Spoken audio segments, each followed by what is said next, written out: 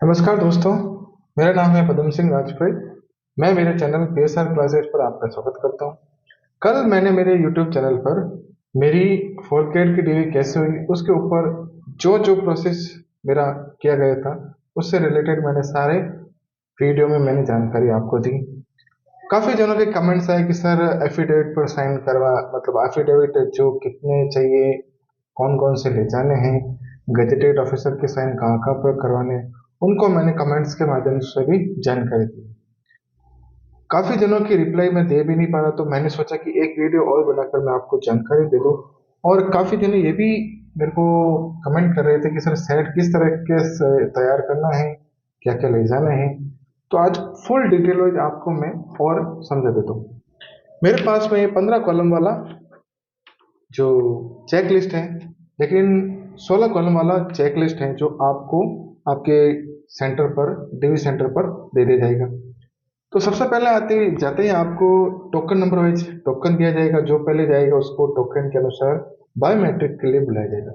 तो सबसे पहले ध्यान रखना है आपको अपनी जो एडमिट कार्ड थी, एडमिट कार्ड की दो जेरोक्स साथ में रखनी है। उसमें से एक एडमिट कार्ड के ऊपर आपका बायोमेट्रिक हो जाएगा। जैसे आप एग्जाम देने जाते हो तो एक स्टिकर होलोग्राम लगाते हैं, वैसा का वैसा होलोग्राम आपके ऊपर यहाँ एडमिट कार्ड पर भी लगाया जाएगा।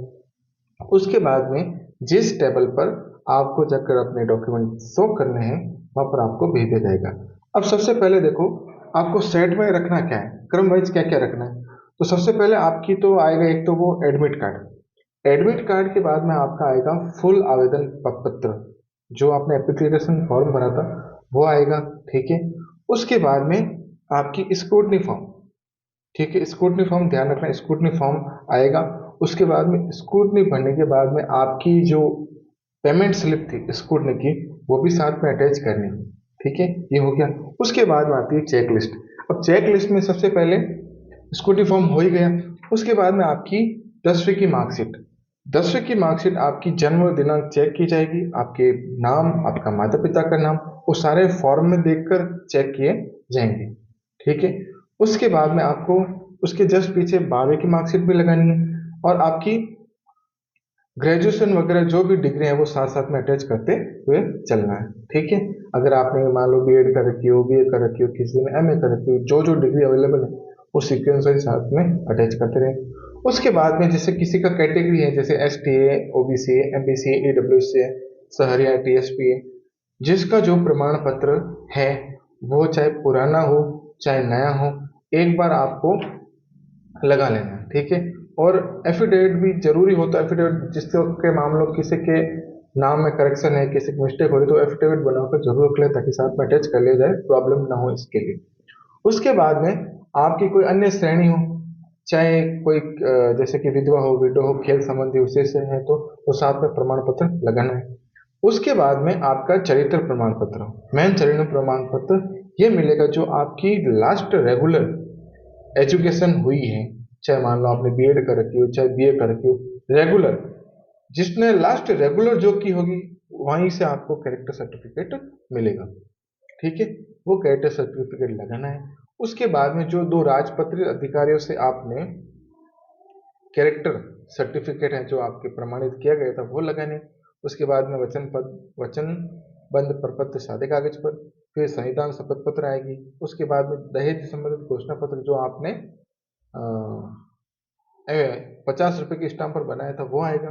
उसके बाद में आपका विवाह प्रमाण पत्र, अगर आपका विवाह हो गया हो तो ठीक है, विवाह अगर नहीं हुआ तो उसके अनुसार स्टाम्प में एक कॉलम दे रखा है उसके अनुसार वो आएगा। फिर उसके बाद में संतान संबंधी घोषणा पत्र जो राजपत्र अधिकारी से साइन की जाती है। अगर आपके संतान है तो संतान के साथ में आपका बर्थ सर्टिफिकेट भी लगा सकते हैं। ठीक है। आपके बच्चे का अगर नहीं हो तो एक बार के लिए चलेगा। ठीक है। फिर उसके बाद में आ जाएगी सामान्य घोषणा पत्र। सामान्य घोषणा पत्र के बाद में विकल्प पत्र।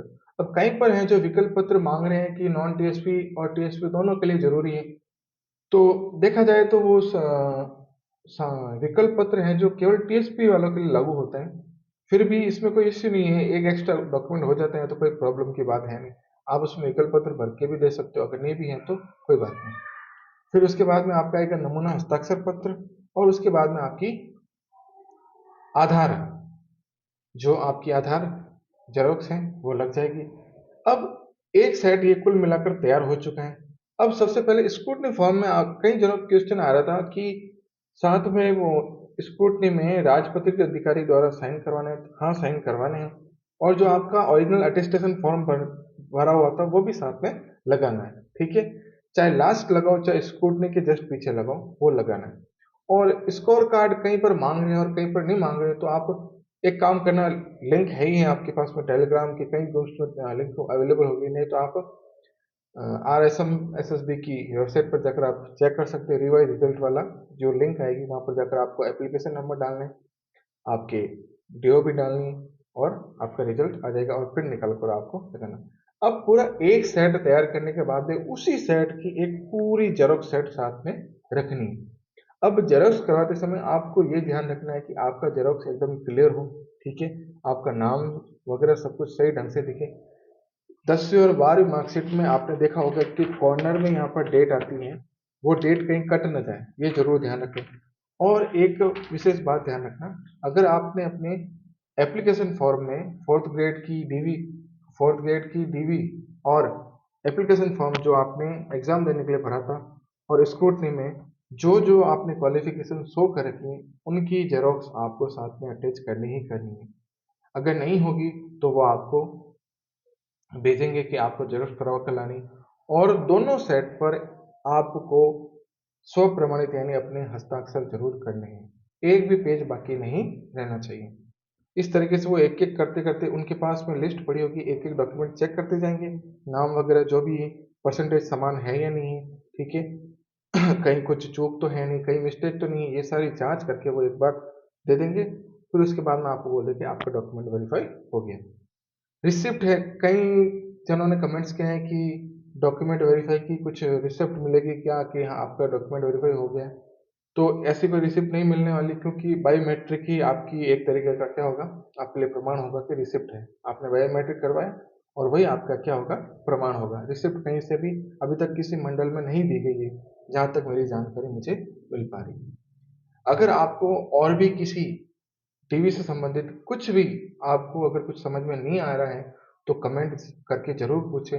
मैं आपकी हर एक कमेंट का जवाब देने के लिए तैयार हूँ। और जितना हो सके इस वीडियो को जरूर शेयर करें, ताकि जो आगे आने वाले दिनों में लोग टीवी करवा रहे हैं उनके लिए थोड़ी मदद मिल सके। ठीक है, फिर से धन्यवाद कहूंगा, और जितना हो सके इस वीडियो को शेयर जरूर करें और चैनल को सब्सक्राइब करना ना भूलें। धन्यवाद।